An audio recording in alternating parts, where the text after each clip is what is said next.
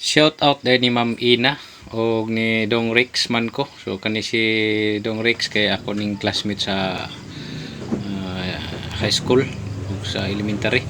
Then nagpayo sila washing machine. So muna siya mga idol, ako ning gi-ari. Then hapon mga alas 2 pa siguro to, alas 3 na ba to dito ko sa ila sa hapon. And then nagabihan gi ko ani nga time mga idol kay grabe gyud troubleshoot gyud. Ang una ang iyang motor sangko sa iyang gearbox. Human na fix na nako nya wala sag pag testing ro na taod na sus ang nagleaking na po ang tubig. Ito na problema ko niya. Ito akong ang screw pod akong gipangtaya naman god. Niya akong gipang gigabsan. And then gitaon nako ug balik sus mao ra mangyapon nagtukog ang screw ra moy kuwang sa hugot.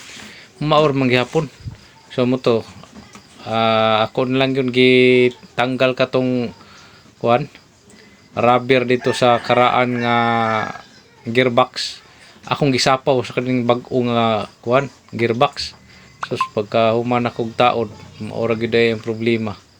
So wa ko nagtuo nga kinahanglan pa gyud sapaw. So okay na.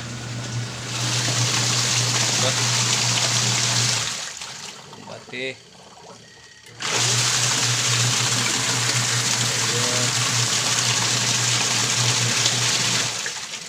tayo.